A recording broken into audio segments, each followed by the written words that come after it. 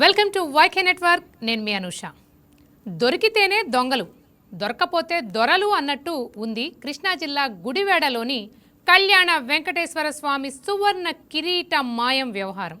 ఓ భక్తుడు సమర్పించిన బంగారు కిరీటం మాయమవడం, అది కూడా ఆ దాతే కనిపెట్టి నిలదీయడంతో లోగుట్టు బయటపడింది. ట్రస్ట్ బోర్డులోని ఘనులు దేవుడికి శఠగోపం పెట్టి కిరీటాన్ని తాకట్టు పెట్టేశారు, అది కూడా ఎవరికీ తెలియకుండా. అయితే ఈ ఆలయం ప్రైవేట్ది, అంటే దేవాదాయ శాఖ పరిధిలో లేదన్నమాట. విషయం బయటకు రావడంతో దేవాదాయ శాఖ అధికారులు విచారణ చేస్తే దేవస్థానం ట్రస్ట్లోని 31 మంది సభ్యులు కూడా అందుబాటులో లేమని కట్టకట్టుకుని ఫోన్లో సమాధానం ఇవ్వడం మరో ట్విస్ట్.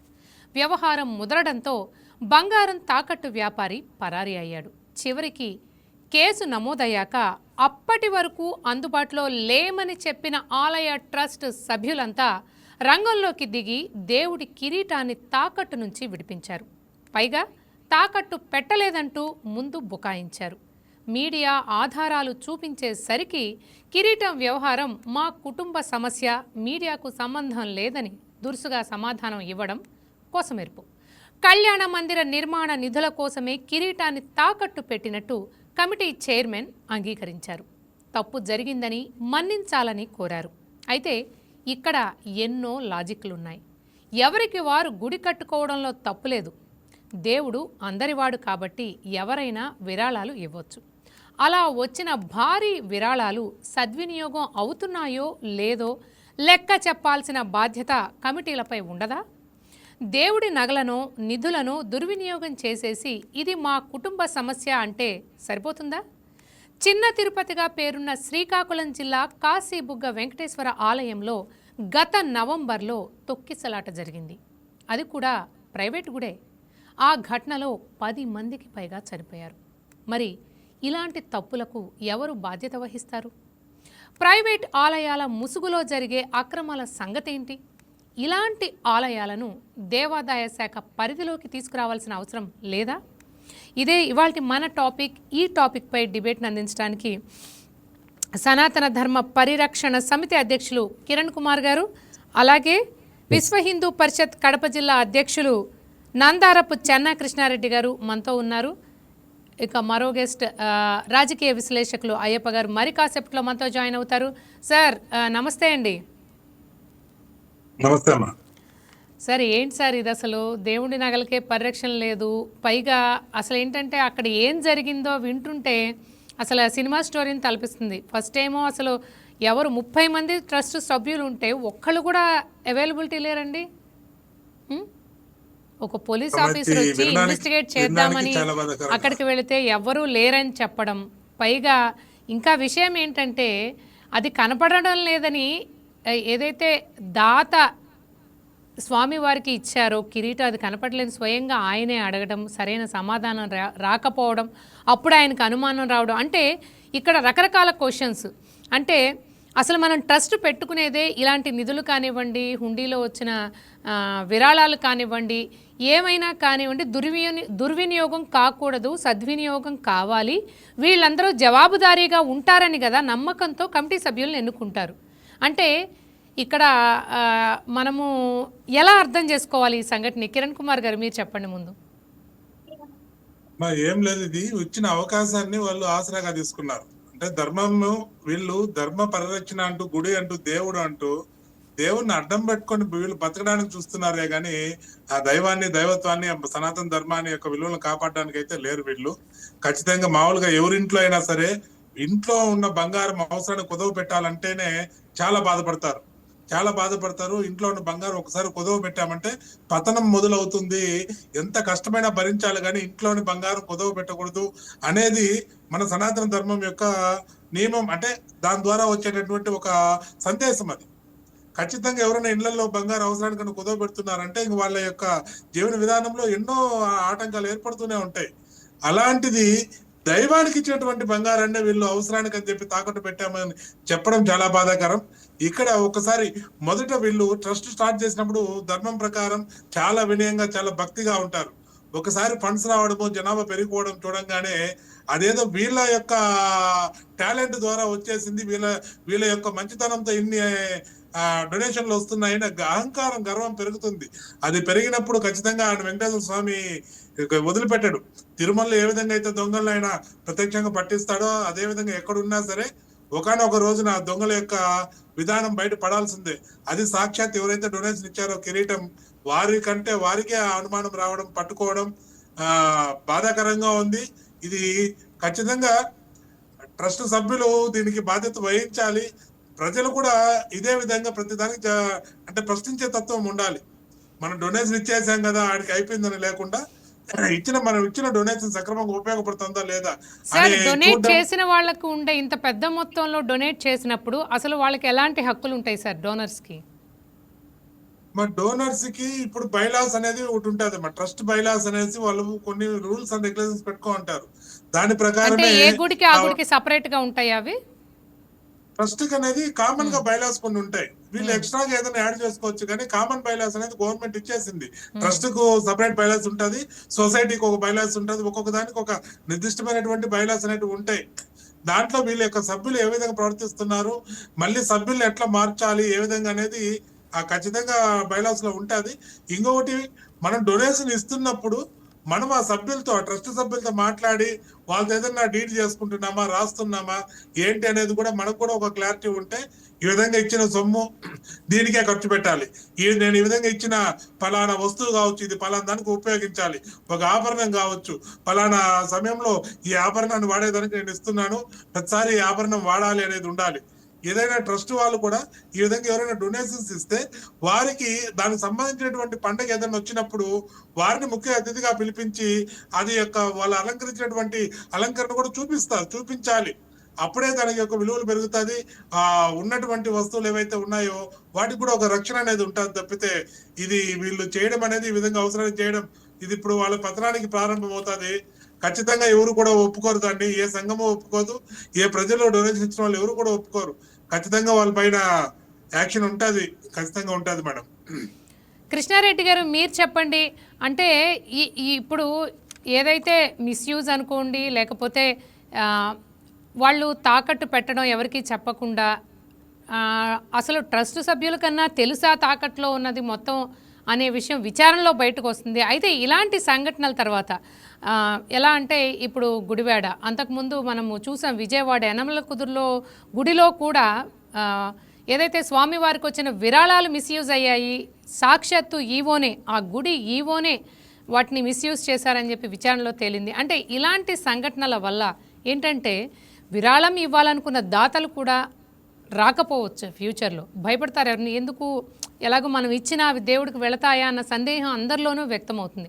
అంటే ఇలా జరగకుండా ఉండాలి అంటే దేవాలయాలు అన్నింటినీ మనము దేవస్థానం బోర్డులోకి తీసుకురావాల్సిన అవసరం ఉందంటారా, లేకపోతే దీనికి మరేమైనా పరిష్కారం ఉందంటారా? అమ్మా, వాస్తవానికి మాటూరు సుబ్బారావు గారు దాదాపు ఇప్పుడు ఉన్న విలువ ప్రకారం ₹1 వజ్ర కిరీటాన్ని గుడివాడ వెంకటేశ్వర స్వామి ఆలయానికి సమర్పించారు. తర్వాత దైవ సంకల్పం, అక్కడ ఏదో జరుగుతుంది, అక్కడ అవినీతి జరుగుతుందనే దేవుడే ఆయనకు ఒక సంకేతంగా పంపించి ఆయన ద్వారా నిలదీయడం జరిగింది. అయితే మీకు ఇలాంటి 1-2 ఘటనలు మాత్రమే మీ దృష్టికి వచ్చింటాయి. మాకు కడప జిల్లాలో కొన్ని గుళ్ళల్లో, రాయలసీమలో మేము చాలా గుళ్ళల్లో ఇలాంటి సమస్యలు మేము చూసాము. ఎందుకంటే చాలా వరకు ప్రైవేటు గుళ్ళల్లో కానీ గవర్నమెంట్ గుళ్ళల్లో కానీ జవాబుదారీతనం లేదు, పారదర్శకత లేదు. అక్కడ ఉన్నటువంటి భక్తులు ఇచ్చే కానుకలకు ఒక రికార్డ్ మెయింటెన్స్ లేదు.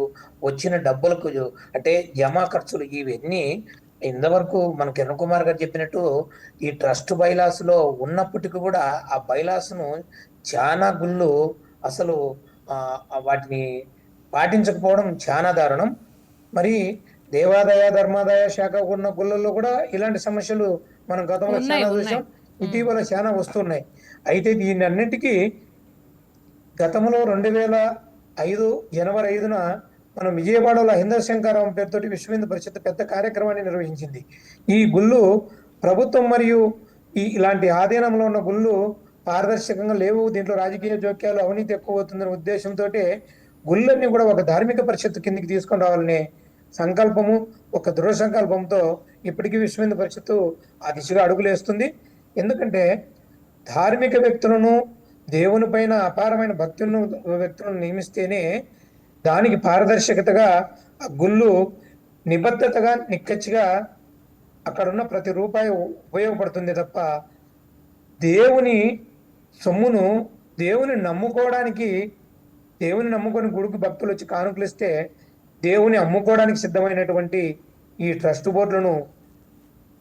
బోర్డుల పైన ప్రభుత్వం ఒక నిఘా ఉంచి, ఇదే కాదు, ఇది వెలుగులేకి ఎవరైతే దాత మాటూరి సుబ్బారావు గారు ఉన్నారో వారు స్వయంగా దైవ సంకల్పంతో ఆ దైవాజ్ఞతో నిలదీయడం జరిగింది. కాబట్టి ఇది ఒకటి ఇష్యూ బయటకు వచ్చింది. ఇలాంటి గుళ్ళల్లో వేలాదిగా లక్షలాదిగా భక్తులు సమర్పించిన కానుకలకు ఇప్పటి వరకు జవాబుదారీతనం లేకోకుండా, ప్రభుత్వానికి జమా ఖర్చులు చూపించకుండా, అసలు కమిటీ సభ్యులు ఇష్టానుసారంగా వ్యవహరించే గుళ్ళు కోకొల్లలు. వీటిపైన ప్రభుత్వం ఒక దృష్టి పెట్టి దీనికి ఒక సపరేట్ ధార్మిక కమిటీని నిర్ణయించి ధార్మిక కమిటీ ఆధ్వర్యంలో కనీసం ప్రతి 3 నెలలకు ఒకసారైనా ఈ జమా ఖర్చులను బహిర్గతం చేసి ఉన్న వాటిని అక్కడ బోర్డులో డిస్ప్లే చేస్తే భక్తులకు కూడా ఒక నమ్మకం కలుగుతుంది. అందుకే మన హిందూ ధర్మంలో చాలా వరకు భక్తి పేరుతో దోసుకోవడం ఎక్కువ అనేది ప్రతి ఒక్కరు ఈ మధ్యకాలంలో అనుకుంటున్న మాటలు, వింటున్న మాటలు, చూస్తున్న వాస్తవాలు. వీటన్నింటికి కూడా మనము ఫుల్ స్టాప్ పడాలంటే ప్రభుత్వం ఖచ్చితంగా వీటిపైన కఠిన నిర్ణయాలు తీసుకోవాలి. అసలు దేవాదాయ శాఖలో ఉండే టీటీడీ లాంటి పెద్ద పెద్ద గుళ్ళలోనే మనం చూసాం గతంలో, శ్రీశైలం, మహానంది, కాణిపాకం ఇలాంటి గుళ్ళల్లోనే ఇలాంటి సమస్యలు చాలా మనం చూసాం. కాబట్టి మనం ఇలాంటి గుళ్ళే కాదు, అన్ని ప్రభుత్వ అధీనంలో ఉండే గుళ్ళు మరియు ట్రస్ట్ బోర్డుల ద్వారా నిర్వహించే గుళ్ళు అన్నీ కూడా వీటిపైన ఖచ్చితంగా ఒక జవాబుదారీతనం కోసం ఒక ధార్మిక పరిషత్తును ఏర్పాటు చేసి, ధార్మిక పరిషత్తు ద్వారా ఈ గుళ్ళ నిర్వహణ జరిగితే భక్తులకు మరింత సౌకర్యవంతంగా, మరియు మనం ఇతర గుళ్ళకు పోతున్నాం, ఇతర గుళ్ళకు పోయే వాళ్ళకు, చర్చిలకు, మసీదులకు పోయే వాళ్ళకు లేని ఖర్చు ఒక భక్తుడు హిందువుల గుడికి వెళ్ళి బయటికి వస్తే కనీసం చిన్న గుడి అయినప్పటికీ తక్కువలో తక్కువ 200 లేకుండా బయటికి రాలేని పరిస్థితిలో ఈరోజు హిందూ సనాతన ధర్మం అంత దీన స్థాయికి దిగజారింది. ఈ వ్యవస్థ మిగతా మతాలలో లేదు. దీన్ని అరికట్టాలంటే ఖచ్చితంగా ఈ గుళ్ళను ఒక పారదర్శకంగా నిర్వహించేదానికి ధార్మిక పరిషత్తును ఏర్పాటు చేసి ప్రభుత్వం కూడా ఆ విధంగా సహకరించి ధార్మిక పరిషత్తు ద్వారా ఈరోజు ఒక గుళ్ళో దొంగతనం జరిగితే, ఒక గుళ్ళో అక్రమం జరిగితే, ఒక గుళ్ళో అవినీతి జరిగితే అదే శాఖ డిపార్ట్మెంట్లు, దేవాదాయ శాఖ డిపార్ట్మెంట్లు ఎంక్వైరీ చేస్తున్నారు తప్ప బయట వ్యక్తులను వేయడం లేదు. బయట వ్యక్తులను వేస్తేనే అక్కడ నిక్కచ్చిగా అక్కడ ఏమి తప్పు జరిగిందో తెలుస్తుంది. ప్రభుత్వానికి ఒకటే విన్నవిస్తున్నాం, కూటమి ప్రభుత్వంలో పదే ఇలాంటి ఘటనలు ఎక్కువ అవుతున్నాయి. కూటమి ప్రభుత్వం పైన భక్తులకు, హిందువులకు నమ్మకం సన్నగిల్లుతుంది. దీని పునరావృతం కాకుండా ధార్మిక పరిషత్ ఆధీనంలోకి గుళ్ళని తీసుకురావాల్సిందిగా మీ ద్వారా మేము తెలియజేస్తున్నాం. కిరణ్ కుమార్ గారు, మీరు చెప్పండి, ఏదైతే మనకి ఇప్పుడు చెన్నారెడ్డి గారు చెప్తున్నారో ఒక ధార్మిక కమిటీని వేస్తే బాగుంటుంది గవర్నమెంటు, ఇలా హిందూ దేవాలయాలన్నింటినీ ఒక తాటి మీదకి తీసుకొచ్చి ఎవ్రీ 3 మంత్స్కి కనుక అక్కడ ఖర్చులు, జమా ఖర్చులు అవన్నీ కూడా బోర్డులో పెడితే ఇలాంటి మోసాలు కానివ్వండి, లేకపోతే మిస్యూజ్ అయ్యే ఛాన్స్ చాలా తక్కువ ఉంటుందని ఆయన చెప్తున్నారు. మీరు ఏకీభవిస్తారా? మీరు ఇంకా ఎలాంటి సజెషన్స్ ఇస్తారు? ఖచ్చితంగా ఇప్పుడు ఏదైనా ఒక ట్రస్ట్ అన్నప్పుడు దానికి కంపల్సరీగా అకౌంట్స్ అనేవి ఉంటాయి. ఎవ్రీ ఇయర్ అకౌంట్స్ రెన్యువల్ చేయాలి. ఎట్లా అనేది వాళ్ళ ట్రస్ట్ మీద ఆధారపడి ఉంటుంది. ఎవ్రీ ఇయర్ అయితే ఖచ్చితంగా అకౌంట్స్ ఎంత వచ్చింది, ఎంత ఖర్చు పెట్టింది అనేది ఖచ్చితంగా చూపించాలి. అందులో పారదర్శకత ఏముండాలి అంటే, ఈ ట్రస్టులకు సంబంధించి ఎవరైనా మేజర్ డొనేషన్ ఇంత పైన ఇచ్చిన వాడికి అధికారం ఉండాలి. ఎప్పుడైనా కానీ ఆ రికార్డ్స్ బుక్స్ చెక్ చేయడానికి ఒక అధికారం అనేది ఇవ్వాలి. ప్రతి ట్రస్ట్ గవర్నమెంట్ రూల్స్ లో చేంజ్ చేసి ఆ ఫ్లెక్సిబిలిటీ కల్పించాలి. అంటే డొనేషన్ ఇచ్చిన వాడికి హక్కు కల్పించాలి. హక్కు కల్పించినప్పుడే అతను ఆ విధంగా ఎవరైనా మ్యాక్సిమం డొనేషన్లు ఎవరైనా ఇస్తే వాళ్ళు వచ్చి అక్కడ పాల్గొనడానికి చెక్ చేయడానికి మొత్తం ఎంత బంగారం ఉంది, ఏముంది, దానికి ముందు ఎంత ఉంది, తర్వాత ఎంత ఉంది అనేది చెక్ చేయడానికి కూడా ఇప్పుడు వరకు అలాంటి ప్రజల్లో ఫెసిలిటీస్ లేవా కిరణ్ కుమార్ గారు? లేవమ్మా, ఎవరు ఎక్కడా కూడా లేవు. బాధాకరం ఏమిరా అంటే ట్రస్ట్ ఒకటని పెట్టేసినారు అంటే దాంట్లోకి ఎంత డబ్బు వస్తుంది, ఎంత పోతుంది, ఎవరైనా డొనేషన్ ఇచ్చిన వాళ్ళ పరిస్థితి ఏంటి అనేది దానికి క్లారిటీ లేదు. క్లారిటీ లేనదు. దానివల్ల ఏమవుతుంది, ఈ ఈ ఒక్క కూడా కాదమ్మా, మనకన్నా కనీసం దేవాలయాలు అడిగే హక్కన్నా ఉంది మనకి. అదే ఇంకా అసలు మసీదులు చర్చిలకు వెళ్ళామంటే ఇంక వాళ్ళ విధానం వేరే. అసలు దాంట్లో ఆడిట్లు ఉండవు, ఏమి ఉండవు వాళ్ళకి. ఇంకా గవర్నమెంట్ డబ్బులు ఇస్తుంది, ఎక్కడ అక్కడ లెక్కలు కూడా అడగదు చర్చిలకు మసీదులకు అయితే. ఈ విధంగా ఒక గుడి విషయానికి వస్తేనే గవర్నమెంట్ వస్తుంది. అది గవర్నమెంట్ అన్ని గుళ్ళు తీసుకోదు. 25 లక్షల పైగా ఆదాయం ఉంటేనే, 5 లక్షలు 10 లక్షల ఆదాయం ఉంటే గుళ్ళు మాత్రమే గవర్నమెంట్ తీసుకుంటది భారీగా.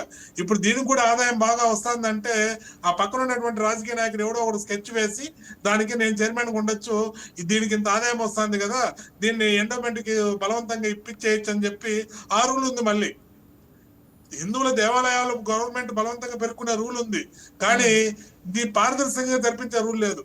అయినా ఇప్పుడు మనం అనుకున్నాం 31 మంది సభ్యులు ఉంటే, బోర్డు సభ్యులు ఉంటే ఒకరు కూడా రాలేదని. అవన్నీ పక్కన పెడదామమ్మా. ప్రపంచమంతా తెలిసినటువంటి బోర్డు ఒకటి ఉంది, తిరుమల తిరుపతి దేవస్థానం. ఎంతమంది సభ్యులు ఉన్నారు?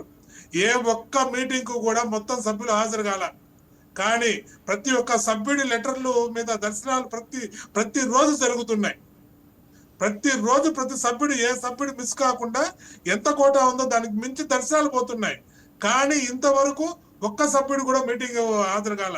మొన్న కర్ణాటక క్రిస్టియన్ వాళ్ళ భార్య చర్చికి వెళ్తే అతను కూడా కనీసం ఈ మధ్య కాలంలో ఎప్పుడు కూడా ఒక్క బోర్డు మీటింగ్ కూడా హాజరు కాల. అయినా వాళ్ళు చర్చికి పోతారు, ఇక్కడికి వస్తారు, అన్ని వస్తారు. గవర్నమెంట్ వాళ్ళకి కావాల్సింది ఏందిరా అంటే వాళ్ళ రాజకీయ నాయకులకి ఒక ఉద్యోగం కావాలి.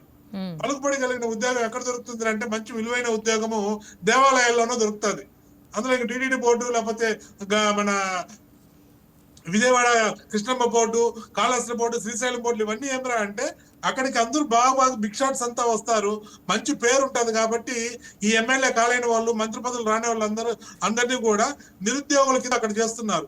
ఇంకోటి, మా ప్రభుత్వం ఎప్పుడు హ్యాండ్ ఓవర్ చేసుకుంటది ఈ గుళ్ళు అంటే ఈ గుడికి ఆదాయం బాగా రావాలి. మొన్న ఈ మధ్య ఒక పెద్ద ఆయన ఒక గుడి కడితే ఈ భక్తులంతా కూడా ఆత్రంగా వెళ్ళిపోయి అందరూ పడి దాదాపు 5-6 మంది చనిపోయారు. ఆయన కష్టార్జితం వాళ్ళ అమ్మ కోరిక మేరకు గుడి కట్టుకుంటే ఆ గుడిని కూడా గవర్నమెంట్ హ్యాండ్ ఓవర్ చేసుకునింది. అంటే ఇక్కడ భక్తులు చేసిన తప్పులకి ఆ గుడిని హ్యాండ్ ఓవర్ చేసుకోవడానికి గుడి పెద్దల మీద ఏ విధంగా తప్పు నింద మోపచ్చు అనేది చూస్తున్నారు. ఆ విధంగా మోపి ఆ గుడిని హ్యాండ్ ఓవర్ చేసుకోవాలని చూస్తున్నారు. గుడికి ఏమన్నా ఆస్తులు ఉన్నాయి, ఎన్నో గుళ్ళు ఉన్నాయి. అవును కిరణ్ కుమార్ గారు, కిరణ్ కుమార్ గారు మళ్ళీ నేను మీతో మాట్లాడతాను. మన డిబేట్ లోకి కమలానంద స్వామి గారు, శ్రీ భువనేశ్వరి పీఠాధిపతి గారు జాయిన్ అయ్యారు. కమలానంద స్వామి గారు, వెల్కమ్ టు ద డిబేట్ అండి. చెప్పండి, మీరు ఈరోజు చూస్తున్నారు గుడివాడ కానివ్వండి, లేకపోతే అంతకుముందు యనమల కుదురు కానివ్వండి, ప్రతి జిల్లాలోనూ ఆల్మోస్ట్ దగ్గర అన్ని గుళ్ళది ఒకటే పరిస్థితి. ఏదో ఒక టైంలో ప్రతి గుడికి సంబంధించిన ఈ విరాళాల విషయంలో మిస్యూజ్ అవుతున్నాయి అన్న ఆరోపణలు చాలా ఉన్నాయి. అంటే ఇలాంటివి రాకుండా ఉండాలి అంటే ఏదైతే భక్తులు చాలా భక్తి శ్రద్ధలతో, ఎంతో నమ్మకంతో, భగవంతుడికి ఎంతో విశ్వాసంతో ఇచ్చే విరాళాలు సద్వినియోగం కావాలి అంటే ఆ ట్రస్ట్ ఎంత పటిష్టంగా ఉండాలి, ఎటువంటి చర్యలు తీసుకోవాలంటారు మీరు?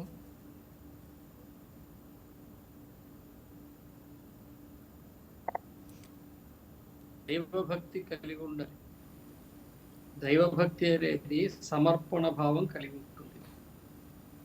దేవుడికి ఇవ్వడం నేర్పిస్తుంది కానీ దేవుడికి తీసుకోవడం నేర్పదు. ఇప్పుడు కూడా దేవాలయాల్లో ఒకసారి హుండీలో పడితే అది వస్తువు తిరిగి వెనక్కి రాదు. చాలా దేవాలయాల్లో హుండీల్లో ఒక్కొక్కసారి అర్చకులకు సంబంధించిన వస్తువులు కూడా పడిపోతుంటాయి. అవి కూడా ఇంకా జమ చేసేస్తారు దేవాలయానికి. కాబట్టి ఒకసారి దేవాలయానికి ఇచ్చిన తర్వాత మరలా తిరిగి తీసుకునేటువంటి పద్ధతి మనకు లేదు. అలాగే హిందూ సమాజంలో చాలా మార్పు రావాలి. ఇప్పుడు వస్తున్నటువంటి మార్పు చాలా ప్రాథమికమైనది. ఏదో హనుమాన్ జయంతి ర్యాలీ చేస్తున్నాం, శ్రీరామనవమి ర్యాలీ చేస్తున్నాం, కొన్ని విషయాలు జరిగినప్పుడు దానికి స్పందిస్తున్నాం అనేది చాలా ప్రాథమికమైన విషయం. ఇప్పుడు నాకు తెలిసి అక్కడ ట్రస్ట్ బోర్డుకు సంబంధించిన వాళ్ళు, అది దేవాదాయ శాఖలో లేదనుకుంటా. అవును, అది లేదండి, దేవాదాయ శాఖలో ప్రైవేట్ ఉన్నారు. ప్రైవేట్ దేవాలయం. అవును. అక్కడ ఉండేది అక్కడ ఉండేది మనుషులే. ఆ మనిషే ముందు భక్తుడు కావాలి, భక్తుడు అయిన తర్వాత ట్రస్ట్ బోర్డుకి చైర్మన్ ఇంకో కమలానంద స్వామి గారు, అసలు దేవుడి సొమ్ముని మనము టచ్ చేయడానికి కూడా 100 సార్లు ఆలోచిస్తాము. ఒకసారి ఎప్పుడైనా గుడికి వెళ్దాం అనుకున్న చాలామంది డబ్బులు పక్కన పెట్టుకుంటారు. ఆ డబ్బుని వేరే అవసరాలకి వాడడానికి కూడా 100 సార్లు ఆలోచిస్తారు. అలాంటిది అంటే జనాల్లో పాపభీతి తగ్గిపోయింది అనుకోవాలా, దేవుడు అంటే నమ్మకం తగ్గిపోయింది అనుకోవాలా ఇలాంటి సంఘటనలు చూస్తే?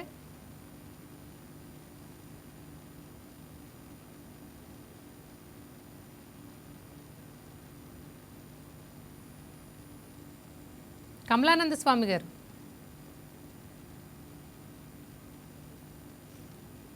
చెన్నకృష్ణారెడ్డి గారు, చెప్పండి. చెన్నకృష్ణారెడ్డి గారు మీరు చెప్పండి. అంటే అంటే ప్రజల్లో పాపభీతి తగ్గింది అనుకోవాలా? ఇప్పుడు కమలానంద స్వామి గారు చెప్పినట్టు ఆ ట్రస్ట్ బోర్డులో ఉన్న వాళ్ళందరూ మనుషులే, అక్కడ ఉన్నదంతా మనుషులే. అంటే ఒక పక్కన కొంతమంది ఎంతో విశ్వాసంతో భక్తులకి ఇచ్చిన కిరీటం అది, లేకపోతే విరాళాలు కానివ్వండి, డబ్బు కానివ్వండి, ఏదన్నా కానివ్వండి, అలాంటివి వీళ్ళు మిస్యూజ్ చేసేటప్పుడు అంటే దేవుడు అంటే భక్తి లేదనుకోవాలా, విశ్వాసం లేదనుకోవాలా, పాపభీతి లేదనుకోవాలా, ఏమనుకోవాలి? ఇవన్నీ ఉన్నాయి మా జనాలకు అన్ని కూడా తెలుసు. పాపభీతి ఉంది, భక్తి ఉంది. అయితే ఇందాక మనకు మనకు ఎన్కుమార్ గారు చెప్పినట్టు భక్తి ముసుగులో దోచుకోవడం ఎక్కువైంది. అదే జనాలకు ఇప్పుడు మనకు ఒక ఆపద కలిగితే గుడికి వెళితే భగవంతుడు ఆలకిస్తాడు, ఆ ఆపదను తీరుస్తాడని నమ్మే భక్తులు, నమ్మే ట్రస్ట్ బోర్డు సభ్యులు, ఏదైతే ఆలయాలు నిర్వహిస్తున్న ధర్మకర్తలు, వీళ్ళందరూ కూడా మనం తప్పు చేస్తే అదే భగవంతుడు శిక్ష కూడా చేస్తాడనే జ్ఞానం లేకుండా సమాజంలో బతుకుతున్నారు. దీనివల్లనే ఈ తప్పిదాలన్నీ కూడా జరుగుతున్నాయి. ఎందుకంటే దేవుడు మనకు ఆపదను తొలగించి కాపాడుతాడన్న విశ్వాసం ఉన్నప్పుడు మనం తప్పు చేస్తే అదే తరహాలో శిక్ష ఉంటుందనేది కూడా వీళ్ళకి ఏమాత్రం విజ్ఞత లేకపోకుండా, అంటే మనిషికి అన్నీ ఉన్నాయి కానీ భగవంతుని పైన శరణాగతి లేదు అని చెప్పొచ్చు. శరణాగతితో పనిచేసే ఎవడు కూడా, శరణాగతితో భగవంతుని మీద శరణాగతితో బతికే ఎవడు కూడా ఎలాంటి తప్పిదాలు చేయడానికి పూనుకోరమ్మా. ఎందుకంటే దాకా మనకు స్వామి కమలానంద భారతి స్వామి చెప్పినట్టు కూడా భక్తి ముసుగులో దోపిడీ, ఈ భక్తి ముసుగులో దోపిడీ ఈ ఒక్కటి రెండు మాత్రమే మనం చూస్తున్నాం. రాష్ట్ర వ్యాప్తంగా మిగతా రాష్ట్రాలలో ఈ సెక్యులర్ గవర్నమెంట్ ఉండే కర్ణాటక, తమిళనాడు రాష్ట్రాల్లో అయితే మరీ దారుణం. మనం గుళ్ళకి వెళితే అంటే కనీసం జవాబుదారితనం లేకోకుండా గుళ్ళను చూస్తూ ఉంటాం. వీటన్నిటికీ ఒకటేనమ్మా, స్వామి గారు చెప్పినట్టు భక్తుల్లో హిందూ సమాజంలో పరిపూర్ణమైన మార్పు రావాలా. ఇప్పుడు వరకు రావడంలే. ఎవరో కొన్ని ఆర్గనైజేషన్స్, విహెచ్పి, ఆర్ఎస్ఎస్, హిందూ ధార్మిక సంఘాలు ఎన్ని నిలదీస్తున్నాయి తప్ప స్థానికంగా గుడివాడలో ఉండే భక్తులు ఎవరైనా పోయి అక్కడ మాటూరు సుబ్బారావు గారి తరఫున 100 మంది నిలబడిన దాఖలాలు లేవు. ఎందుకంటే ఇదే ఒక వేరే ఆర్గనైజేషన్లో అయితే ఒక్క గంటలో బీభత్సం జరిగేది, ఒక్క గంటలోనే బీభత్సం జరిగేది. కానీ హిందువులలో స్పందన లేదు. ఎందుకు స్పందన లేదంటే హిందువులలో ఇప్పటికి కూడా అత్యధికంగా భారతదేశంలో హిందువులు నివసిస్తున్నారు. హిందువులకు భద్రత లేదు, హిందూ దేవాలయాలకు భద్రత లేదు, దేవుడికి భద్రత లేదు, దేవుడి సొమ్ముకు భద్రత లేదు. వీటన్నిటికీ మూల కారణం హిందువులకు తాను పరిపూర్ణమైన హిందువుగా ఏ రోజైతే పరిపూర్ణ హిందువు కాగలడో అప్పుడు ఎక్కడికక్కడ అవినీతిని, చెన్నకృష్ణారెడ్డి గారు, పరిపూర్ణ హిందువుడు అంటే అర్థం ఏంటి? పరిపూర్ణ హిందువుడు అని అంటే భారతదేశంలో నీవు చూస్తున్న అందరూ హిందువులే కావచ్చు, హిందుత్వాన్ని వంట పట్టించుకొని హిందూ ధర్మం అంటే ఏంటి, హిందూ ధర్మంలో ముందు మనం ఆచరించి జనాలకు చెప్పాలి. మనం ఆచరించి సమాజానికి చెప్పిన వాడే పరిపూర్ణ హిందువు. అలా ప్రతి ఒక్కరు అయిన రోజు ఇలాంటి సందర్భాలు మనం చూసే పరిస్థితి ఉండదు. ఇలాంటి దోపిడీదారులకు ఎక్కడా అవకాశం ఉండదు. అందుకే ప్రతి హిందూ కూడా ఇన్ని హైందవ శంఖారావాలు నిర్వహించాం. హైందవ శంఖారావాల తర్వాత కూడా ఇలాంటి ఘటనలు జరుగుతున్నాయంటే హిందువులు పరిపూర్ణం కాలేదు. హిందువులు పరిపూర్ణులు కావాలి. హిందువులు పరిపూర్ణులైతేనే మన ధర్మాన్ని, మన దేశాన్ని, మన దేవీ దేవతలను, మన ఆలయాలను, మన భావితరాలను మనం రక్షించుకోగలుగుతాం. కమలానంద స్వామి గారు, మీరు చెప్పండి. ఇందాక మీ ఆడియో కట్ అయింది. అంటే దాతల మనోభావాలకు సంబంధించే ఈరోజు పెద్ద క్వశ్చన్ మార్క్. అంటే ఇలాంటి సంఘటనలు జరగటం వల్ల మరికొంతమంది దాతలు ముందుకు రావడానికి కూడా ఇప్పుడు ఆలోచిస్తారు.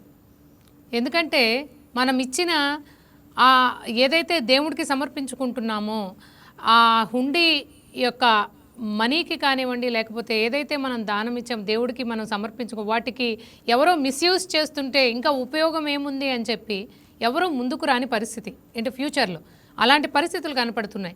అంటే ఇలాంటి పరిస్థితుల్ని అరికట్టి ఇప్పుడు భక్తుల మనోభావాలు దెబ్బ కొట్టకుండా, అలాగే ఏదైతే దాతలు దానం ఇచ్చిన లేకపోతే దేవుడి కోసం ఉపయోగించే ఆ మనీ సద్వినియోగం కావాలి అంటే ఎలాంటి పటిష్టమైన చర్యలు తీసుకోవాలి?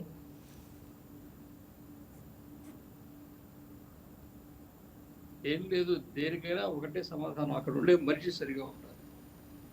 ఇప్పుడు ఈ రోజున కేరళలో అనంత పద్మనాభ స్వామి దేవాలయం చూస్తున్నాం. అక్కడ ఒక కుటుంబం ఉంది, వంశపారంపర్యంగా కొన్ని లక్షల కోట్ల ఆస్తిని ఒక నయా పైసా ఆశించకుండా దాన్ని కాపాడుకుంటూ వస్తున్నారు. దీనికంటే మించిన ఉదాహరణ ఇంకొకటి లేదు. వాళ్ళు కావాలంటే వాళ్ళు ఎంతైనా చేసుకోవచ్చు.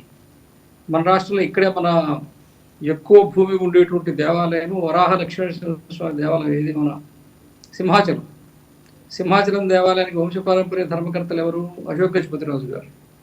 మానస ట్రస్ట్ పేరుతోటి దేవాలయాలకి వాళ్ళు సేవ చేస్తున్నారు. వాళ్ళకు ఉండేటువంటి ఆస్తులని ఇచ్చి వాళ్ళ భూములు దాదాపు 11,000 ఎకరాలు ఉంది. 11,000 ఎకరాల భూమి ఉండే దేవాలయం ఉమ్మడి ఆంధ్రప్రదేశ్లోనే ఒకట్లేదు. కాబట్టి వాళ్ళు ఇచ్చిన దాన్ని సమాజ హితానికి, ధర్మహితానికి పనిచేసేటువంటి వాళ్ళని చూస్తున్న ఉదాహరణగా. అలాగే చిన్న చిన్న కుటుంబాలు కష్టపడి సంపాదించుకున్న వాళ్ళు, చాలా పేదరికంతో ఉండేటువంటి వాళ్ళు, కూలీనాలు చేసుకునే వాళ్ళు కూడా చాలా నిజాయితీగా దేవాలయానికి డబ్బులు ఇస్తారు. అవును. అక్కడ ఉండేటువంటి వాళ్ళల్లో ఆ రకమైనటువంటి సమర్పణ భావన, దైవభక్తి, భక్తి ఉన్న దగ్గర భయం ఉండాలి. భక్తి వెంటనే భయం ఉండాలి. మనం కనుక దేవుడి పట్ల ఏదైనా అకృత్యం చేస్తే, చేయరానిది చేస్తే మనకు శిక్ష పడుతుంది, మనం అనుభవిస్తామనే భయం ఉండకుండా కనుక మనిషి దేవాలయంలో ప్రవేశిస్తే దేవాలయాన్ని ఖచ్చితంగా దోచుకుంటాడు. ఇప్పుడు ఇక్కడ ఉండేటువంటి ఈ ప్రైవేట్ దేవాలయాల్లో ఉండే ధర్మకర్తలు కావచ్చు, దేవాదాయ శాఖలో ఉండే అధికారులు కావచ్చు, అందరూ హిందువులే. దేవాదాయ శాఖలో ఉండేవాళ్ళు ఏమి అంటే కొంతమంది వేరే పద్ధతిలో వచ్చి ఉండొచ్చునే కాదన్ను, కానీ హిందువులే. వాళ్ళ అవినీతికి అడ్డు ఆపు ఏమైనా ఉందా? ఎండోమెంటరీ యాక్ట్ ఎందుకు వచ్చింది? బ్రిటిష్ పీరియడ్లో వచ్చింది. ప్రైవేట్గా ఉంటే జమీందారులు, మిగతా వాళ్ళు, పెద్ద పెద్ద వాళ్ళు 100,000 ఎకరాలు ఇష్టారాజ్యంగా ఆక్రమించుకుంటుంటే చట్టం వచ్చింది. ఇప్పుడు చట్టం వచ్చిన తర్వాత కూడా దాదాపు అందులో సగం అమ్మేశారు. కాబట్టి చట్టం ఉందా లేదా అది కాదు, నైతికంగా మనిషి స్వభావంలో మార్పు రావాలి. నేను నెల్లూరు జిల్లా ఉదయగిరి మండలంలో ఒక గ్రామానికి వెళ్ళాను.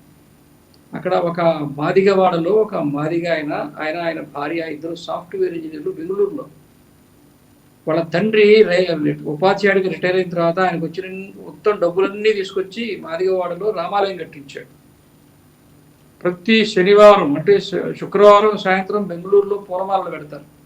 శనివారం ఉదయం ఉదయగిరిలో తీసుకుంటారు. ఇక్కడ లోకల్గా స్థానికుడు అక్కడి నుంచి ఆటోలో పెట్టి 15 కిలోమీటర్లు గ్రామానికి పంపిస్తే రాముల వారికి అలంకారం చేస్తారు. ఎన్ని ఉదాహరణలు చెప్పొచ్చు ఇటువంటివి. దేవుడు అంటే, దేవాలయం అంటే ఎంత భక్తి కలిగి ఉంటున్నారు. అయోధ్య ఉద్యమాన్ని తీసుకోండి, ఎలా వెళ్ళారు కరసేవకి? మేము రాముడి కార్యం కోసం పోతున్నాం, తిరిగి రావచ్చు రాకపోవచ్చు. అందుకని పిల్లల్ని కూర్చోబెట్టి ఆస్తులు రాసిచ్చేసి, ఏమంటారు దాన్ని, ఏదో కాగితం రాసిచ్చేసి పంపకం, మీకింత వీళ్ళనామా రాసి ఇచ్చేసి అయోధ్య కరసేవకు పోయినారు. కాబట్టి హిందూ సమాజంలో త్యాగభావన లేదు, హిందూ సమాజంలో దైవభక్తి లేదు అనేది లేదు. ఆ ఉన్నవాళ్ళు దేవాలయ వ్యవస్థలోకి రావాలి. ఎవరు నిజాయితీగా ఉన్నారో, ఎవరు పూర్తిగా భక్తి భావనతో ఉన్నారో, సమర్పణ భావనతో ఉన్నారో అటువంటి వ్యక్తులు దేవాలయ వ్యవస్థలోకి రండి. ఇక్కడ వచ్చేటట్టుకి మరలా ఇప్పుడు ఎండోమెంట్ యాక్ట్ ప్రకారమే దాంట్లో ఏముంటుందంటే, ఇంతమంది బీసీలు, ఇంతమంది ఎస్సీలు, ఇంతమంది ఎస్టీలు, ఇంతమంది మహిళలు. వాళ్ళనే ఉంచండి. సరే, ఏ పార్టీ అధికారులు ఉంటే వాళ్ళకి సంబంధించిన వాళ్ళే వేసుకుంటారు, అట్లా కూడా వేసుకోండి. కానీ మీ పార్టీలో నిజాయితీగా దైవభక్తి కలిగి ఉండేవాళ్ళు లేరా? ఆ కులాల్లో దైవభక్తి నిజాయితీ ఉండేవాళ్ళు లేరా? ఎవరో ఒకరిని వేసేస్తారా? అలా చేయొద్దు. అట్లాగే ప్రైవేట్ దేవాలయాలు కూడా, ప్రైవేట్ దేవాలయాలు తక్కువ తినలే. దేవాదాయ శాఖ వాళ్ళు అయితే మనము కోర్టుకు పోవచ్చు, అడగవచ్చు. ప్రైవేట్ దేవాలయం మీద ఎవరు పోతారు? ఎవరు పట్టించుకుంటారు? ఎవరు అడుగుతారు? సమాధానం చెప్పేది ఎవరు? సాయిబాబా మందిరాల్లో ఉండే డబ్బులకి లెక్క చెప్పేది ఎవరు? ఇంకా అనేక ప్రైవేట్ దేవాలయాలు లెక్క చెప్పేది ఎవరు? కన్యకా పరమేశ్వర దేవాలయాలు చాలా చక్కగా నిర్వహించబడతాయి అనేది మన అభిప్రాయం. వాళ్ళ అన్నదాన సత్రాలు కావచ్చు, కన్యకా పరమేశ్వరి దేవాలయాలు కావచ్చు, అక్కడ లోటుపాట్లు ఉండవు, చక్కగా అందరూ కూర్చుంటారు. సామాజిక వర్గం అంతా కూడా ఒక కట్టుబాటుతోటి ఒక ఐకమత్యంగా చేసుకుంటూ ఉంటారని మనం అనుకుంటున్నాం. అటువంటి దగ్గర కూడా ఎక్కడైనా 1-2 బయటపడ్డాయంటే దానివల్ల వాళ్ళ మీద కూడా ఆ నమ్మకం పోయేటువంటి అవకాశం ఉంది. కాబట్టి వెరసి మొత్తం మీద ఏం చేసినా సరైన వ్యక్తులు ఈ వ్యవస్థలోకి రావాలి. అంటే కమలానంద స్వామి గారు ఒకవేళ దేవాదాయ శాఖ గనక గుళ్ళన్నిటినీ గనక తన పరిధిలోకి తీసుకుంటే ఈ సమస్య తగ్గే అవకాశం ఉందంటారా? ఇప్పుడు సమస్య దేవాదాయ శాఖే కదా. ఒకటి ఏంటంటే ప్రైవేట్ దేవాలయాలు ఒకటి కాకపోతే ఒకటైనా బాగుంటాయి, దేవాదాయ శాఖలో ఉంటే బాగుండే అవకాశమే లేదు. ఇప్పుడు ఇది చాలా పెద్ద విషయం. ఇది అవును. దేవాదాయ శాఖ వద్దు అని ప్రతి హిందువు అంటాడు. సరే, దేవాలయానికి పోదావు రారా అంటే వాడు రాడు. నువ్వు దేవాలయమే రాకపోతే ఆదర్శవంతమైన దేవాలయాన్ని ఎవరు నిర్మిస్తారు? దేవాలయానికి పోయి అలవాటే నీకు లేదు, దేవాలయంలో ఒక అరగంట కూర్చునే అలవాటు నీకు లేదు. అక్కడ దేవాలయంలో మంచి చెడ్డలు చూసుకోవాలా, గ్రహించుకోవాలా, భక్తులకు ఏమేమి ఏర్పాట్లు చేయాలా, దేవాలయం అది సరిగా ఉందా సరిగా లేదా, అందరినీ కలుపుకొని పోయేదట, మనందరం హిందువులం కదా, మనందరం కలిసి కదా చేయాలా అని ఆలోచించే పని ఏ ఒక్క దేవాలయంలో జరుగుతుంది? ఒక్క దేవాలయంలో. నేను మొహమాట లేకుండా చెప్తున్నా, ఎవరు ఇబ్బంది పడద్దు. అసలు దేవాలయాల గురించి మాట్లాడే వాళ్ళు కూడా దేవాలయ వ్యవస్థలు లేరు. మాట్లాడడం సులభం, మా అందరికీ ఆవేదన ఉంది. నేను కూడా అందులో భాగస్తుడినే, నేనే భాగస్తుడిని చెప్తున్నాను. దేవాలయాలు ఆదర్శవంతంగా ఉంటాయి. నేను పోయి వ్యవస్థలు ఉంటే కదా, ఒక దేవాలయం ట్రస్ట్ బోర్డు ఏదో 1 సంవత్సరం నడిపిస్తే కదా. ఇప్పటికీ దాదాపు 4 సంవత్సరాల క్రితము ఆంధ్రప్రదేశ్, అంతకు 10 సంవత్సరాల క్రితం సుప్రీంకోర్టు ఇచ్చిన డైరెక్షన్ జడ్జిమెంట్ ఇచ్చింది. 5 లక్షలు అంతకంటే తక్కువ ఆదాయం ఉండే దేవాలయాన్ని దేవాదాయ శాఖ నుంచి వదిలేమని. వెంటనే అంటారు అనమాట, అంటే తక్కువ ఆదాయం ఉంటే ఇచ్చేస్తారా, ఎక్కువ ఉంటే మీ దగ్గర ఉంచుకుంటారని. ఇది అదే అసలు చర్చ. 5 లక్షల కంటే తక్కువ ఉన్నాయి, 5 లక్షల కంటే పైన ఉండే దేవాలయాలు 2000 ఉన్నాయి. ఒక్కొక్క దేవాలయానికి 11 మంది సభ్యులు వేసుకున్న 5000 దేవాలయాలకు 11 మంది సభ్యులు. క్రియాశీలమైన అవగాహన ఉన్న చైతన్య హిందువులు ప్రతి గ్రామంలో ఒక దేవాలయానికి ఒక కమిటీ వేసుకుంటే 10,000 దేవాలయాలకు ఎంతమంది వస్తున్నారు? ఎన్ని లక్షల మంది వస్తారు? 2,000 దేవాలయాలు తీసుకోవడం పెద్ద కష్టమా? కాబట్టి పనిని ప్రారంభించలే. ఒక్క దేవాలయం, నాతో సహా నేను కూడా దోషినే, నేను కూడా ఒక దేవాలయం తీసుకుని చేస్తాననే ధైర్యం నాకు లేదు. నేను గ్రామాలకు పోయి ఒక దేవాలయాన్ని చేస్తాను అనుకుంటే స్థానికంగా ఉండే హిందూ సమాజం నాకు సహకరించాలా, అక్కడ ఉండే రాజకీయ నాయకులు నాకు సహకరించాలా, అక్కడ వాళ్ళందరూ కూడా ఏమంటాం నిష్కల్మషంగా ఉండగలగల దేవాలయ విషయంలో ఆ వాతావరణం హిందూ సమాజంలో లేదు. కాబట్టే ఎవరు ఈ రోజున హైకోర్టు జడ్జిమెంట్ ఇచ్చి వీటికి 5-6 సంవత్సరాలు అయింది. ఈ 5-6 సంవత్సరాల్లో ఒక్క దేవాలయాన్ని తీసుకోవడానికి ఒక అప్లికేషన్ ఎండోమెంట్కి పెట్టలే. ఇంక వాళ్ళు మన మాట ఎందుకు వింటారు? మీరు హిందూ శంఖారావాలు చేసినా, ఏ శంఖారావాలు చేసినా హిందూ సమాజం బలహీనత ఏందో దేవాదాయ శాఖకు బాగా తెలుసు. వీళ్ళు కలిసి ఉండరు, వీళ్ళకి ఏం కావాలో తెలియదు, వీళ్ళు ఊరికే వచ్చి ఒక అర్జీ ఇచ్చిపోతారు, తర్వాత దీని గురించి పట్టించుకోరని వాళ్ళకు బాగా అనుభవం. 60-70 ఏళ్ళ అనుభవం, కొత్తది కాదు. అందుకని వాళ్ళొక పెద్ద సామ్రాజ్యాన్ని నిర్మాణం చేసుకున్నారు, చాలా పెద్ద సామ్రాజ్యాన్ని. ఏ డిపార్ట్మెంట్ అయినా సరే ప్రభుత్వం చెప్పినట్టు నడుస్తుంది. నా అనుభవంతో చెప్తున్నా, ఒక ఎండోమెంట్ డిపార్ట్మెంట్ మాత్రం వాళ్ళు చెప్పినట్టే ప్రభుత్వం నడుస్తుంది తప్ప ప్రభుత్వం చెప్పినట్టు వాళ్ళు నడవరు. జేసీ దివాకర్ రెడ్డి గారు 2007-8 ఆ ప్రాంతంలో దేవాదాయ శాఖకి ఇన్ఛార్జి మంత్రిగా ఉన్న ఎంఎస్ నారాయణ గారు ఆయన రిజైన్ చేసిన తర్వాత ఎంఎస్ సత్యనారాయణ గారు తెలంగాణకు సంబంధించిన ఆయన రాజీనామా చేసిన తర్వాత ఈయనకి ఇన్ఛార్జ్ ఇచ్చారు దివాకర్ రెడ్డి గారు. అప్పుడు ఆయన హైదరాబాద్ నుంచి విజయవాడకు వచ్చాడు. విజయవాడ వచ్చి మీటింగ్ పెట్టాడు. మీటింగ్ అయిపోయిన తర్వాత ఆయన అందరితో మాట్లాడితే ఏమన్నానంటే, నేనంటే భయపడతారా అందరూ నాతో మాట్లాడడానికి? అధికారులందరూ పరిగెత్తుకుంటూ వచ్చి పనిచేస్తారు. ఈ దేవాదాయ శాఖ అధికారులు చూస్తే నేను భయపడాల్సి వస్తున్నది, మాట వినేవాడు లేదని దివాకర్ రెడ్డి గారే అన్నారు ఆ మాట.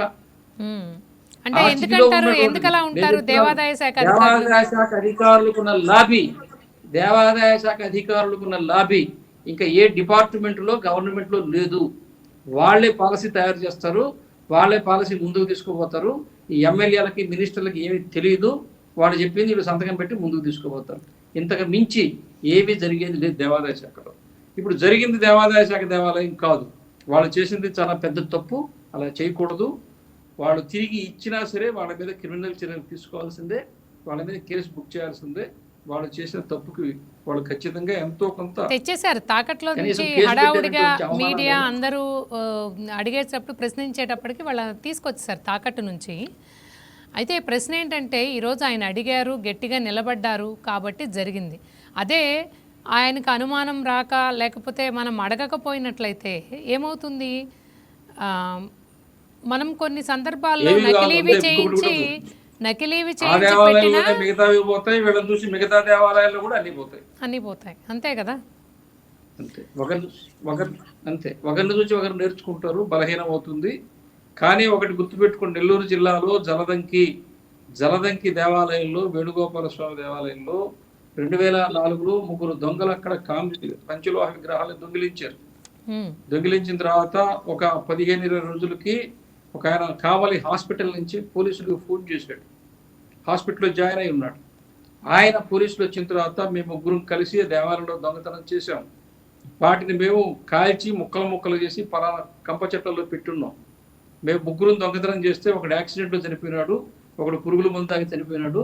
నేను ఇదిగో ఆరోగ్యం బాగాలేక హాస్పిటల్లో చేరాను, నేను కూడా చనిపోతా, నేను చాలా పెద్ద తప్పు చేశాను, చనిపోతానని చెప్పి చనిపోయాడు. దేవాలయాల్లో దొంగతనం చేసినా, దేవాలయాల భూములు కబ్జా చేసినా, దేవాలయాల సొత్తు తిన్నా, అది ఎక్కువ రోజులు చూడదు, ఖచ్చితంగా దానికి శిక్ష పడుతుంది, వాళ్ళు అనుభవిస్తారు. చాలా దారుణమైనటువంటిది. ఒక్క ఉదాహరణ కాదు, 100 ఉదాహరణలు చెప్పగలం. అంటే దేవాలయాల జోలికి రావద్దు, దేవాలయ ఆస్తుల జోలికి రావద్దు. అందుకనే కదా వాళ్ళే చెప్తారు కదా, టీటీడీలో పనిచేసేవాళ్ళు కావచ్చు, దేవాదాయ శాఖలో పనిచేసేవాళ్ళు కావచ్చు, మాకు ఎదురుగా కనపడుతూ ఉంటాయండి, డబ్బులు తింటాము, కానీ మా కుటుంబాలు ఏవి బాగుండవండి, మేము కష్టాల్లో ఉంటాము, ఆరోగ్యాలు బాగుండవు, మాకు చాలా ఇబ్బందులు ఉంటాయి, ఎవ్వరూ సుఖంగా ఉండవని వాళ్ళే చెప్తారు. మేము సుఖంగా ఉండవని వాళ్ళే చెప్తారు, మళ్ళీ డబ్బులు వాళ్ళే తీసుకోబోతారు. అది వాళ్ళు చేసుకున్నటువంటి పూర్వజన్మ దేవాదాయ శాఖలోనో దేవాలయంలోనో పనిచేయడానికి అవకాశం రావడం వాళ్ళు చేసుకున్న పుణ్యం. కానీ అక్కడికి వచ్చిన తర్వాత ఇట్లాంటివి వచ్చాడు వాళ్ళు చేస్తున్నటువంటి పాపం. కాబట్టి ఈ పాపం అనేది కొన్ని తరాల వరకు ఆ వంశాన్ని పట్టి పీడిస్తుంది. వాళ్ళు ఎక్కడ ఇప్పుడు ఉండేవాళ్ళు కాదు, గతించిపోయిన వాళ్ళు కూడా ఇబ్బంది పడతారు. కాబట్టి ఈ విషయంలో, దేవాలయాల విషయంలో అదేదో రాయే కదా, అదేదో బంగారమే కదా, అదేదో నగే కదా అనుకుంటే వాళ్ళు ఖచ్చితంగా దాని ఇప్పుడు కేసు పెట్టినా పెట్టకపోయినా వాళ్ళు దానికి సంబంధించిన శిక్ష మాత్రం అనుభవించి తీరాలు అనుభవిస్తారు. కిరణ్ కుమార్ గారు, మీరు చెప్పండి. కమలానంద స్వామి గారు చెప్పింది విన్నారు కదా మీరు. ఎవరైతే దేవాలయాల సొమ్మును, దేవాలయాలకు సంబంధించిన సొమ్మును మిస్యూజ్ చేసినట్లయితే వాళ్ళెవ్వరూ సుఖంగా కాపురాలు చేసుకోలేదు, వాళ్ళెవరూ హ్యాపీగా లేరు అని చెప్తున్నారు. అంటే ఇంత జరుగుతున్నప్పటికీ కూడా ఇలాంటి సంఘటనలు రోజు రోజుకి పెరుగుతూ ఉన్నాయే తప్ప అంటే తగ్గినట్టుగా మనకి ఎక్కడా కనపడట్లేదు. అంటే ప్రజలు ఏంటి పాపభీతి లేదనుకోవాలి ప్రజల్లో కాదు, ఎవరైతే ఈ ధర్మకర్తలుగా చేస్తున్నారో లేకపోతే ట్రస్ట్లో ఉంటున్నారో ఇలాంటి పాపాలకు కూడా ఎలా ఒడిగట్టగలుగుతున్నారు చెప్పండి. మనం ఎక్కడ వీటన్నిటికీ బ్రేక్ వేయాలంటే గవర్నమెంట్ కానివ్వండి, దేవాదాయ శాఖ కానివ్వండి, ఎలాంటి మార్పులు తీసుకురావాలంటారు? ముందుగా గురుగారికి నమస్కారం. చంద్రలేని గురుగారు మాటలు విని, గురుగారు చెప్పింది 100% వాస్తవమా? ఖచ్చితంగా చెప్పాలనంటే మేము కూడా పోరాడుతున్నాం. ఇప్పుడు తిరుమల కొండ సంబంధించి హోటల్ గురించి పోరాడినాం, ఎన్నో చేస్తున్నాం. కానీ గురుగారు చెప్పినట్టు రోజు ఒక గుడికి వెళ్ళి ఏంటి అని చూడలేని పరిస్థితిలో ప్రతి ఒక్కరు ఉన్నారు. ఖచ్చితంగా ఇప్పుడు వాళ్ళు చేసినటువంటి పని ఏదైతే ఉందో అది క్షమించరాని పని, క్షమించరాని నేరం. అది ఖచ్చితంగా వారైతే వారి కుటుంబం, వారి తర్వాత జనరేషన్ అనేదే లేకుండా పోతుంది. ఆ తండ్రి వారసత్వం నుంచి ఏదైతే వస్తుందో అలాగా తండ్రి వారసత్వం నెక్స్ట్ చెప్పుకోవడానికి లేకుండా వెళ్ళిపోతుంది. ప్రతి ఒక్కరికి ఇదే విధంగా జరుగుతుంది కూడా, ఇక మీద కూడా జరుగుతుంది. కానీ వారు ప్రస్తుతం ప్రభుత్వం కావచ్చు, ప్రభుత్వ పరంగా కావచ్చు, లేకపోతే మీడియా పరంగా కావచ్చు, లేదా సినిమా పరంగా కావచ్చు, ప్రతి హిందువుకి ఏం నేర్పిస్తున్నారు అని అంటే, నీకు భయము భక్తి అవసరం లేదు, నీకు కావాల్సిందంతా ఇంజనీరింగ్ డాక్టర్ చదువు, లగ్జరీ లైఫ్, ఈ రెండో చూపిస్తున్నారు. మన ఇద్దరు లేచినప్పటి నుంచి లగ్జరీ లైఫ్, డాక్టర్, ఇంజనీరింగ్ చదువులు, వీటి మాత్రమే చూపిస్తున్నారు. ఏ మాత్రం తల్లిదండ్రుల మధ్య బంధం కావచ్చు, లేకపోతే దైవం కావచ్చు, భక్తి కావచ్చు, ఏమి చూపించరు. ప్రతి హిందువుకి ఏం చూపిస్తారంటే సాటర్డే వచ్చిందంటే సాటర్డే నైట్ ఎంప్లాయీస్ ఎవరైనా ఉంటే సాటర్డే నైట్ మందు కొడతారు, సండే అంతా బాగా నిద్రపోతారు, లేకపోతే దరిద్రం పనులన్నీ సండేనే చేస్తారు, మళ్ళీ మండే ఉద్యోగానికి పోతారు. ప్రతి హిందువుకి ప్రతి సినిమాలు ఇవే చూపిస్తారు, సీరియల్ ఇవే చూపిస్తారు, ఇంకా ఏదన్నా యాక్షన్ వచ్చినా కానీ సినిమా హీరోలు కానీ ఇవే నేర్పిస్తారు. యాక్చువల్ గా ప్రతి హిందువు ఆదివారాన్ని అత్యంత పవిత్రంగా చూడవలసినటువంటి రోజు. అలాంటి ఆదివారం ఫస్ట్ ఈ ఏదైతే బ్రిటిష్ గవర్నమెంట్ వచ్చిందో అది ఆదివారాన్ని నాశనం చేసేసింది. ఆదివారాన్ని పవిత్రం లేకుండా చేసి ఆ రోజు ఏమేం పనులు చేయకూడదు అన్ని పనులు చేయడం అలవాటు చేసింది. నిదానంగా సెక్యులర్ అనే పదజాలం తీసుకొని వచ్చింది. ఏ పుస్తకంలో కూడా దైవానికి సంబంధించి కానీ ఒక మంచి చెడు అనే మోరల్స్, మేము చిన్నప్పుడు మంచి కథలు ఉండేటివి. ఇది చేస్తే తప్పు, ఇది చేస్తే రైట్ అని మేము చిన్నప్పుడు చదువుకునే దానికి మంచి కథలు ఉండేటివి. వాటి ద్వారా జ్ఞానం వచ్చేది. అరే ఇది మంచి చెడ్డ అని తెలిసేది గుడికి వెళ్ళినా వెళ్ళకపోయినా. ఇప్పుడు ఏమున్నాయి పుస్తకాలు చదవడానికి పిల్లలకి? అలాంటికి సంబంధించి దైవపరంగా కావచ్చు మంచి ఒక జ్ఞానం ఇచ్చేది పిల్లోడిని, ఇది చెడు ఇది మంచి అని చెప్పే సబ్జెక్ట్ ఉన్నటువంటి ఏమున్నాయమ్మా? ఏమి లేవు. ఎడ్యుకేషన్ నాశనం అయిపోయిందమ్మా. First of all education set అవ్వాలి, సరైన టైం ఇవ్వాలి పిల్లలకి. తెల్లారి 6 నిద్ర లేచిన వెంటనే స్కూల్ కి, మళ్ళీ నిద్రపోయే టయానికి ఇంటికి. పేరెంట్స్ మధ్య పిల్లలకి సంబంధం లేకుండా పోతుంది. దాని తర్వాత సండే అంటే స్పెషల్ టెస్ట్లు అంటారు. ఈ స్పెషల్ టెస్ట్లు కావచ్చు ఇవన్నీ కూడా అటెండ్ అయ్యేది ఓన్లీ హిందువులే.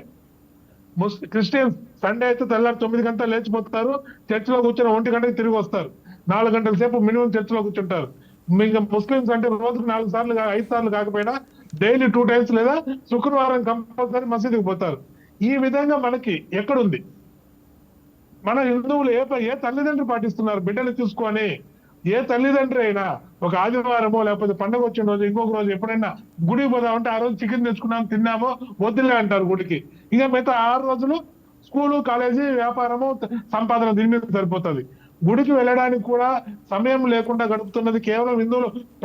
భూ ప్రపంచంలో దేవుడికి టైం లేకుండా బతుకుతున్నది కేవలం హిందువులు మాత్రమే.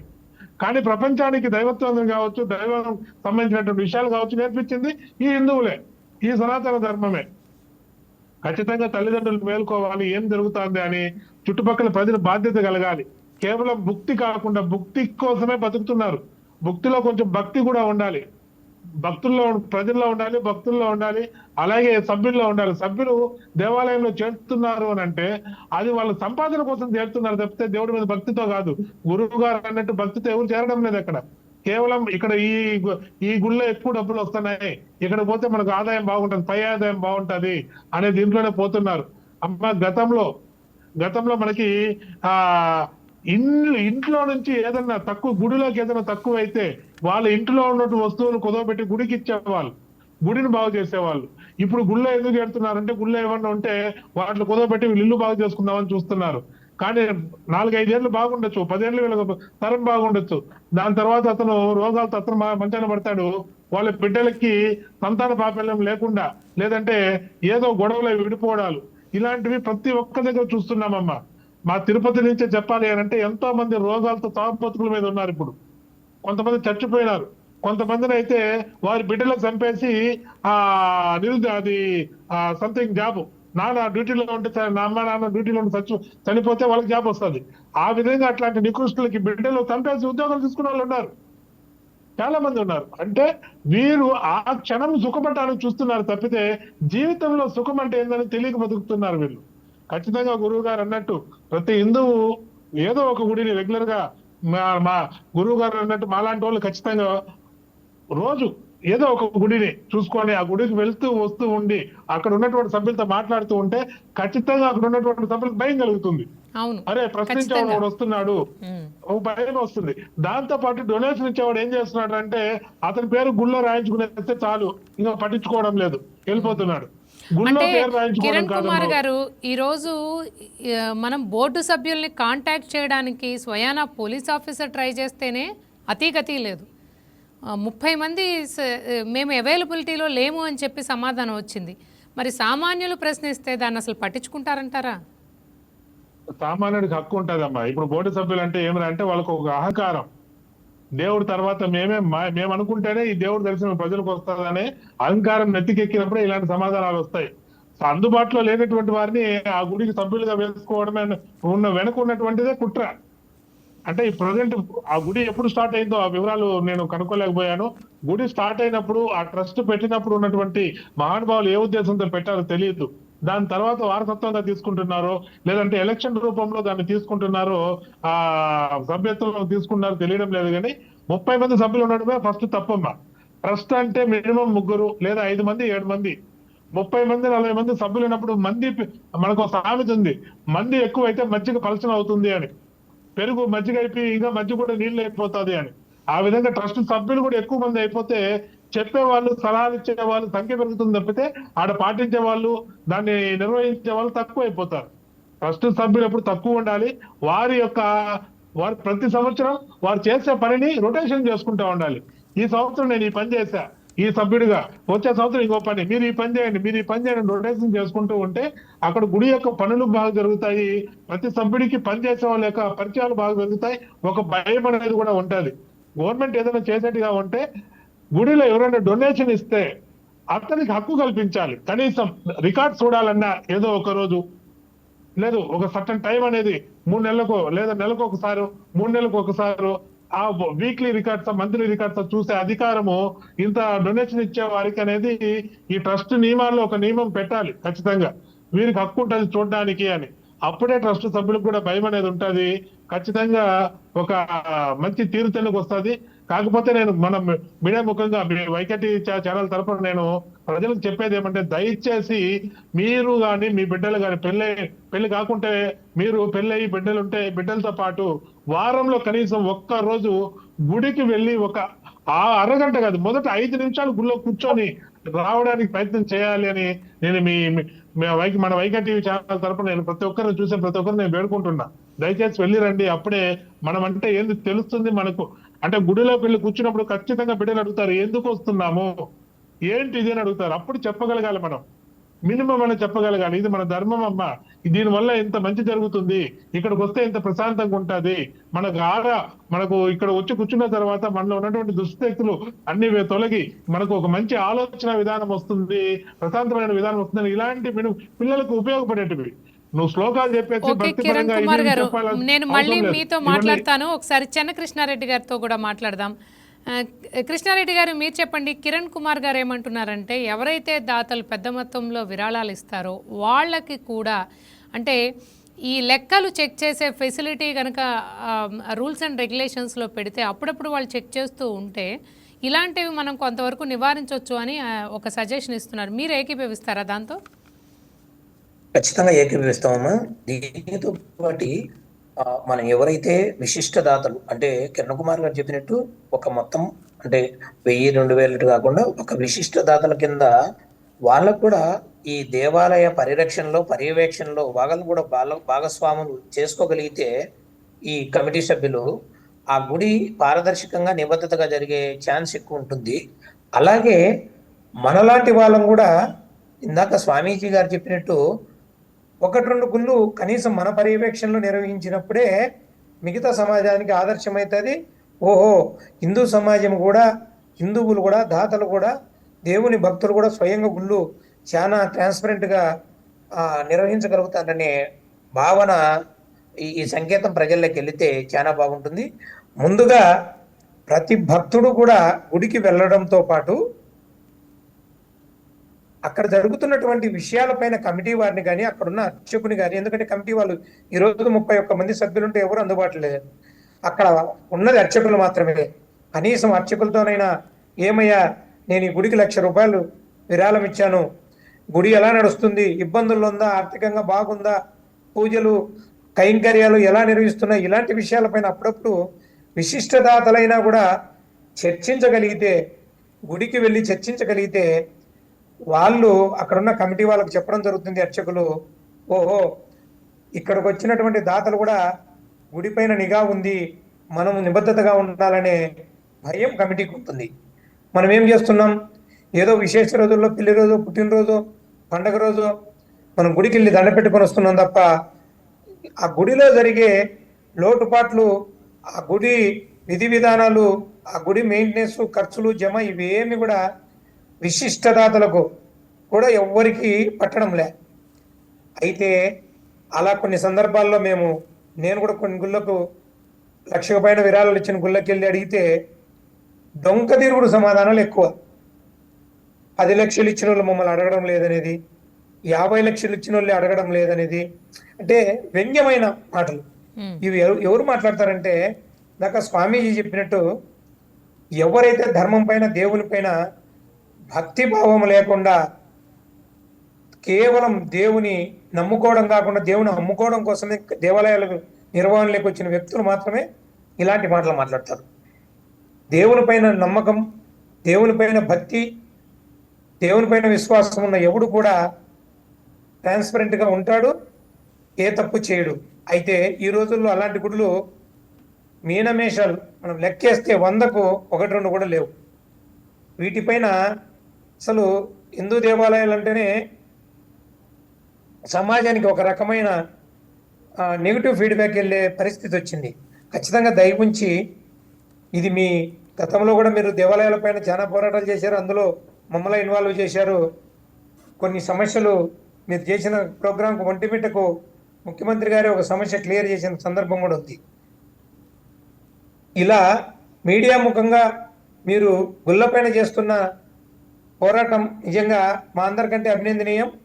మిగతా హిందూ ధార్మిక సంఘాల నాయకులకైతేనేమి, దేవుళ్ళ భక్తులకైతేనేమి, ధర్మకర్తలకైతేనేమి, కమిటీ మెంబర్లకైతేనేమి, దేవాలయాలు హిందువులకు జీవనోపాధి కేంద్రాలు కాకుండా భక్తి కేంద్రాలుగా, సత్సంగ కేంద్రాలుగా, మన ధర్మాన్ని వ్యాప్తి చేసే కేంద్రాలుగా మీరు నిర్వహించినప్పుడు మాత్రమే ఈ దేశానికి, ధర్మానికి, దేవుళ్లకు, సమాజానికి, హిందుత్వానికి ఉపయోగం తప్ప, లేకపోతే కేవలం మీ భక్తి కోసం తప్ప అవి భక్తి కోసం కాదని నిరూపించబడతాయి.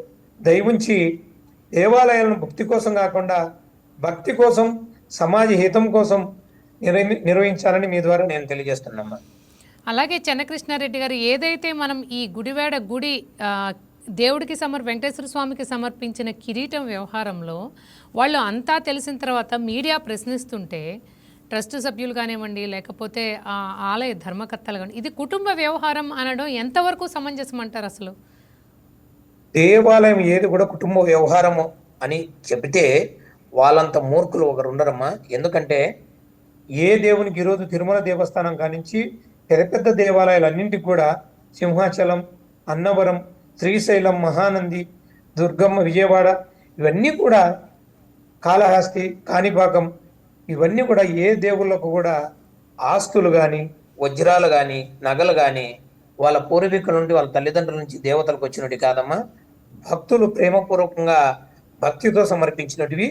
ఇవి ఏవి కూడా ఒక ఎండోమెంట్ల పరిధిలోనే కానీ, ప్రైవేటు పరిధిలోనే కానీ కుటుంబ వ్యవహారం అంటే వాళ్ళంత మూర్ఖులు ఇంకొకరు ఉండరు. ఎందుకంటే కుటుంబ వ్యవహారం కుటుంబానికి సంబంధం ఉంటుంది, దేవాలయ వ్యవహారం సమాజానికి సంబంధించింది.